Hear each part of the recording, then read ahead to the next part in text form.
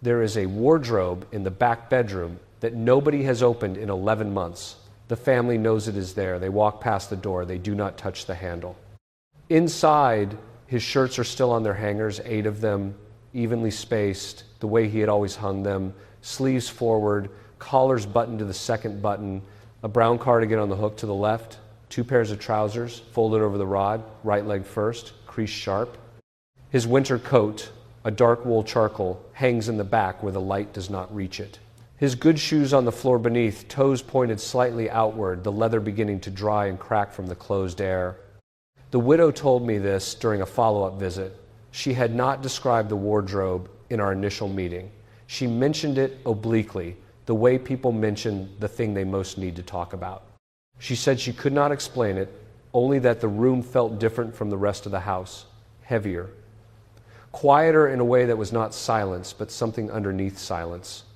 And that sometimes late at night when the house settled and the street outside went still, she had the sense that if she stood outside that door long enough, she would hear something from inside. She was not a superstitious woman. She was a retired school teacher. She had been married for 41 years, raised 3 children in the faith, gone to Mass every Sunday without fail. She had been trying, in the only way she knew how, to hold on to what she had lost. I have seen versions of this case more times than I can count. The details shift: a husband, a wife, a parent, a child, but the structure does not. A person dies. The living cannot release them. And in that refusal to release, something goes wrong. Not always.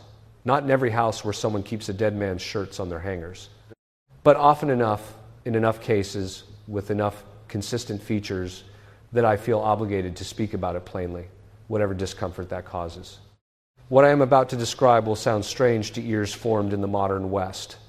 I have spent more than 30 years in this work, trained in the Thomistic tradition, formed under Father James Labar, working within the framework the Church has maintained since the Roman ritual was codified in 1614. For 400 years, the Church provided the laity with specific prayers to address situations in their homes that they could not explain.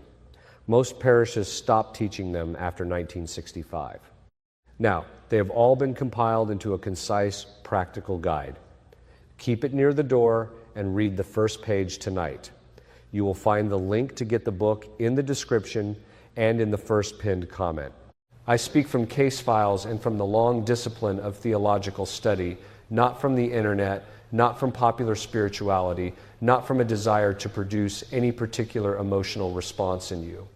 The details in any case I describe are composite, generalized from multiple situations, anonymized because pastoral discretion requires it. But the pattern itself is real, and it is more common than anyone is admitting, and it has a name, and the Church has a response to it. My name is Father Chad Ripperger. I am a Thomistic philosopher, a Catholic priest, and an exorcist. I have been doing this work for a long time, and I need to tell you what I have seen happen to the living when they refuse, genuinely, materially refuse to let the dead go. The family first came to me not because of the wardrobe. That came out later, in the way important things do.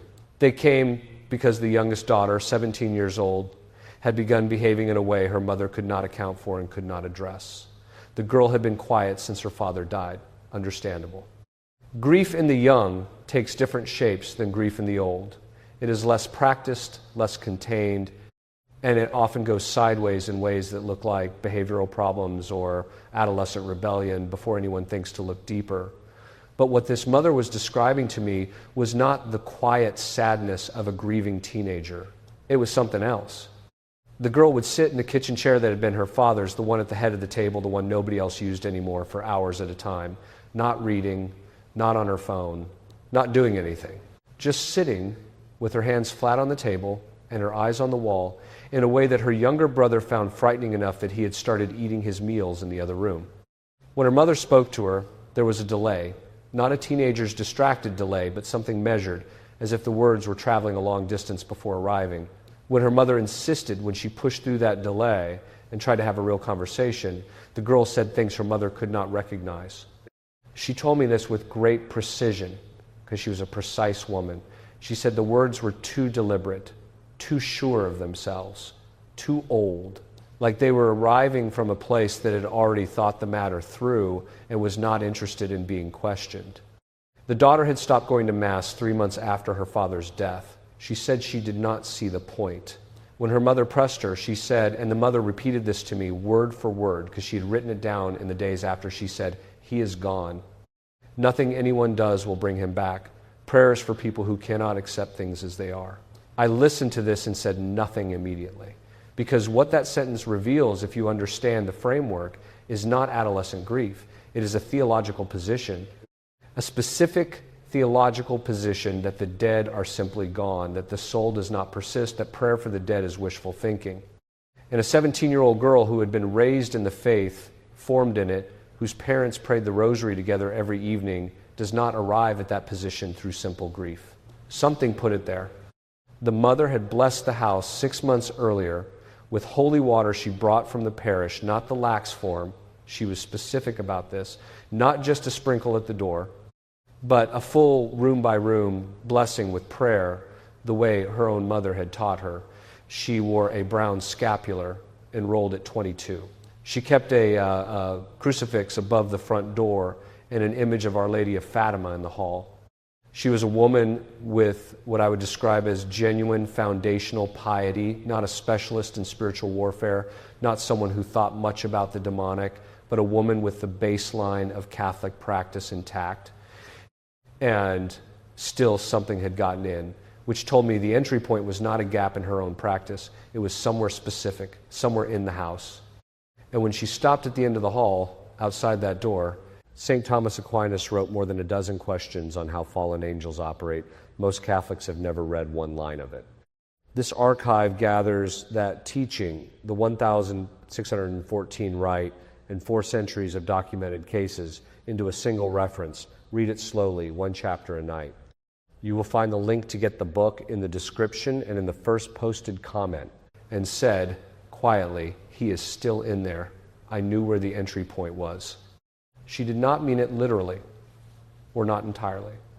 What she meant was that she had made the room into a reliquary for his living presence, that she had preserved inside it every material trace of him she could, that she could walk past the door and feel him there in a way that the rest of the house no longer offered. The wardrobe was not storage, it was a site of continuous return. I stood at the door for a moment before she opened it. The room was cold, not dramatically cold, not cinematic cold, no breath visible, no frost on the window, just a few degrees lower than the corridor in a way that was difficult to attribute to the ventilation, given that the house was uniformly heated and this room had no external wall that would account for the drop. The light was flat, even though the curtains were open and the afternoon sun should have been in the window. The air did not move. His clothes hung exactly as she had described. Shirts at even intervals, cardigan on the hook, the winter coat in the back, his good shoes on the floor, toes out, a leather belt coiled on the shelf above the rod with the buckle turned inward the way he had always set it. She stood in the doorway and her hands were at her sides and she did not go in.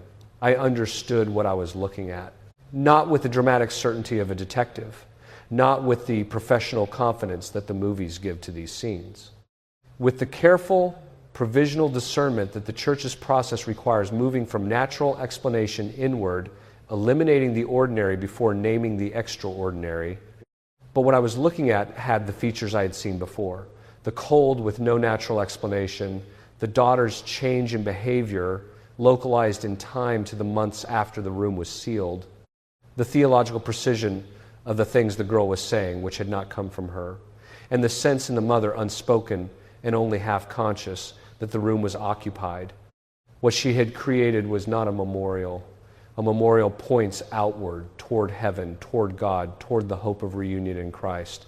A shrine holds, a shrine stops time. A shrine is a claim, made in matter, that the person belongs here and not there, with us and not with God. And the spiritual world is not indifferent to that distinction.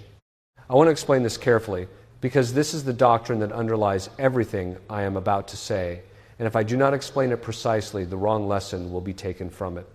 Thomas Aquinas, in the Summa Theologica, questions 50 through 64 of the Prima Pars, works out a careful account of the angelic nature, which is also the demonic nature in its fallen form. Angels are pure intellects without bodies. Their influence on the material world works through secondary causation. They do not create effects from nothing, but they move secondary causes to produce effects. They work through what already exists, through passions, through wounds that are already open, through attachments that have become disordered enough to function as a channel. The demonic does not begin with a full assault. In more than 30 years of this work, I have rarely seen a case of possession or serious obsession that did not begin with something smaller. An opening. The enemy, as the first letter of Peter says in chapter 5, verse 8, "Be sober and watch, because your adversary, the devil, as a roaring lion, goeth about seeking whom he may devour," goes around, he looks, he finds the opening that is already there and applies pressure to it. Jean-Marie Vianney, the Curé d'Ars, who died on the 4th of August, 1859, spoke often about the enemy. He called le grappin, the grappling hook. He said, "The devil does not come in through the front door. He does not need to. He hooks what you are already clutching." And what this widow was clutching with both hands for 11 months was the material presence of a man who had left the material world. In that clutching, she had created a kind of spiritual gravity, a weight of disordered attachment fixed at a specific point in her house that the enemy had found and wrapped himself around like a vine around a post. Padre Pio of Pietrelcina, who received the stigmata on the 20th of September, 1,918 visible wounds corresponding to the 5 wounds of Christ, which remained for 50 years until his death, said in his letters to his spiritual director that the enemy's most effective tool is never the temptation you can see clearly. It is the wound you have stopped looking at, the grief you have decided to keep. Dr. Richard Gallagher, the Columbia-trained psychiatrist who has spent years consulting with Catholic exorcists and who has documented cases of what he describes as genuine supernatural possession alongside natural psychiatric illness, has written that disordered grief appears as one of the most consistent environmental factors in cases that escalate from minor disturbance to serious infestation or beyond. I am not citing him because the secular medical establishment validates Catholic doctrine. It does not need that validation, and I would not want you to think it did. I cite him because an observer with no theological commitment, trained in a completely different discipline, looking at the same cases from the outside, has noticed the same pattern. That convergence is not nothing. The technical classification I would apply to what was happening in that house falls under what we call infestation of place, combined with the early stages of oppression and external influence that had not crossed the threshold of obsession or possession, but that was pressing on the members of that household from a specific location. The mechanism was the disordered attachment of the living to a dead person, expressed materially as a sealed room and a preserved wardrobe, and maintained spiritually by the complete cessation of prayer for the dead man's soul. That last detail matters more than anything else I have said so far. And I want you to hear it clearly because it is the doctrinal heart of this entire discussion. The Church teaches since the Council of Florence in 1439, confirmed at Trent, that souls after death are in one of 3 states: heaven, purgatory, or hell. The majority of souls, even faithful souls in the state of grace at death, pass through purgatory, which is purification, not despair. It is the final preparation for the beatific vision, the burning away of the last attachments that stand between the soul and the sight of God. And the Church teaches as dogmatic certainty, not pious opinion, that the living can assist souls in purgatory through prayer, through the holy sacrifice of the Mass, through indulgences, through penance offered for their intention. This is why the Church has always prayed for the dead. The Requiem Mass, existing in the Roman Rite in developed form from at least the 9th century, is ordered entirely toward a specific soul. The Mass is the single most powerful act of intercession the Church possesses, because it is not merely a prayer, it is the representation of Calvary with the full weight of Christ's redemptive act applied to a specific intention. This woman had not offered a single Mass for her husband's soul in 11 months. She had not prayed a rosary for him. She had not received confession herself, which meant she had not been in the state of grace that the sacramental life requires, which meant her own prayers, such as they were weakened. She had not, in any meaningful sense, done the things the church has always told the bereaved to do, because those things actually help the dead. What she had done instead was keep his shirts on their hangers. And somewhere in the logic of her grief, this felt like loyalty, like love, like the refusal to abandon him that she had promised him at the altar. But here is what she had not been taught, what almost no one in her parish had been taught, because it had not been preached from a pulpit in her memory that the way we grieve affects our ability to help the dead. A grief that refuses to release the dead, that turns their room into an unopened chamber, that cannot speak of them in the past tense without feeling the past tense as a betrayal, is a grief that has turned inward. It is no longer oriented toward the dead person's need. It is oriented toward the living person's inability to bear the loss. And those are very different things with very different spiritual consequences. I want to be precise here, because I am not arguing that all grief is disordered. I am not arguing that keepsakes are dangerous. A photograph on the mantelpiece, a ring worn on a chain, a book he inscribed with a date and a small note in the margin. The Catholic tradition is not Calvinist. It does not strip the material world of meaning. We believe God works through matter, through water and oil and bread and the laying on of hands. The church has always made room for the objects that carry memory and orient us toward love and gratitude and the hope of the resurrection. The question is not whether you keep something. The question is what the keeping does. Does it help you commend this soul to God? Does it move you toward prayer, toward Mass, toward the specific acts of intercession the church has always used to help the dead, or does it substitute for those acts? Does it let you sit outside a closed door and feel His presence in there and call that presence and find in that act of calling a comfort that keeps you from doing the real work of helping Him reach heaven? That is the diagnostic. That is the line. And it is a line the modern church has almost entirely stopped drawing, to the great harm of the living and the dead alike. I need to pause here and say what I always say in situations like this. I am a priest, not a prophet. I do not have the ability to look into a specific home and tell you whether a specific closet is a problem. I am describing a class of situations, a recognizable pattern that appears with enough consistency in cases that escalate to spiritual harm that I believe it must be named and addressed. What any individual person does with this information belongs to that person's conscience and to their confessor. That is where these decisions are made, in the dialogue between a soul and a qualified priest, not in a video. The process of addressing what was happening in that house took several months. It was not dramatic. There was no single confrontation, no single rite that resolved everything at once.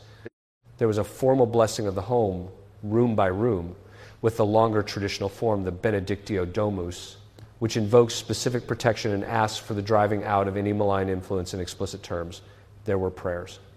There were 5 masses offered for the husband's soul, specifically, intentionally, with the family present for each one. There was confession, the mother's confession, which she had not received since a month before her husband died, and which she had been avoiding not from defiance, but from a grief that had collapsed inward and taken her sacramental life with it.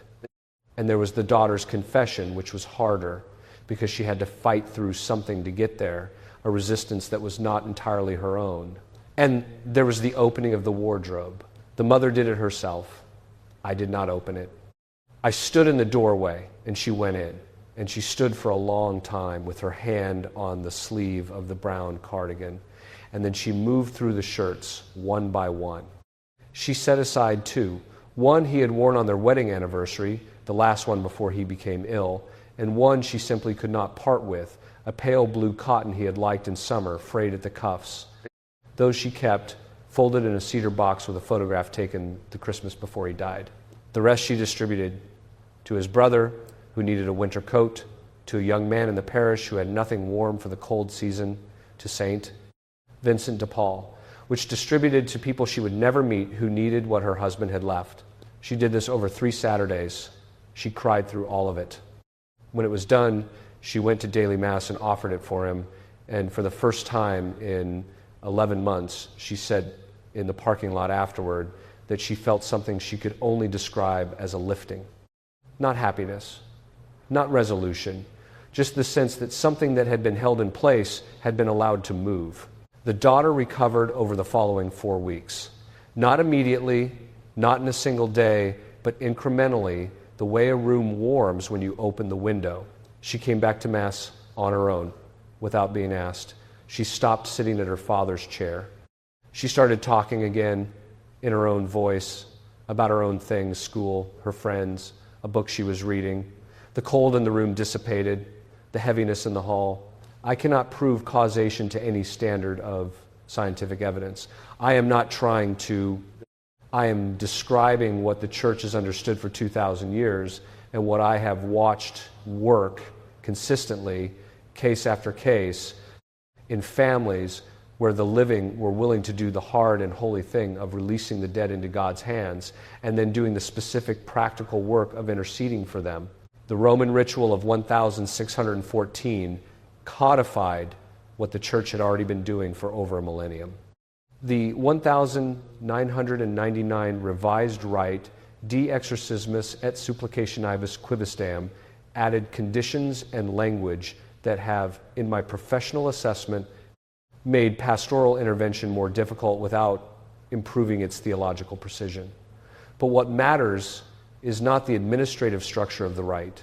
What matters is the doctrine beneath it and the willingness to act on it. Now, let me speak directly to you, because I am aware that not everyone watching this is doing so out of academic interest. You have a room you do not open, or a closet, or a drawer you have not touched since the funeral, or a box under the bed that contains something you have told yourself you are keeping out of love. And somewhere in you, in the honest part that is still listening for God's voice in the early morning, you know that you are not keeping it out of love. You are keeping it because releasing it would require you to admit something you are not ready to admit, that the person is gone, that death is real, that the place they occupied in your life cannot be held open indefinitely without cost. I am not telling you the object is magically dangerous. Fabric is fabric. A cardigan is wool and buttons. The danger is not in the cloth. The danger is in the posture of refusal, of holding on past the point where holding on is love, into the territory where it is a kind of spiritual hoarding, keeping the presence of the dead as a substitute for doing the work of helping them. Ask yourself this: when did you last go to Mass for this person's soul? When did you last pray a rosary with their name in your intention? When did you last go to confession and, in the state of grace, offer anything for their purgatorial purification? If the answer is that you have not, and that you have been keeping their things instead, then I want you to understand what you have been doing. You have been giving yourself the feeling of connection without doing the thing that actually connects them to God. It is, in its structure, a very human mistake, and the church has a name for it: disordered attachment. And it has a remedy. The remedy begins with the honest examination of what you are holding and why. Not with throwing everything out, with asking of each thing whether it orients you toward heaven or whether it has become a place to stand still. A healthy keepsake helps you pray. It brings the person to mind in a way that moves you toward intercession, toward gratitude, toward the hope of reunion in Christ. A disordered shrine stops time. It keeps you in the room with them, not in conversation with God about them.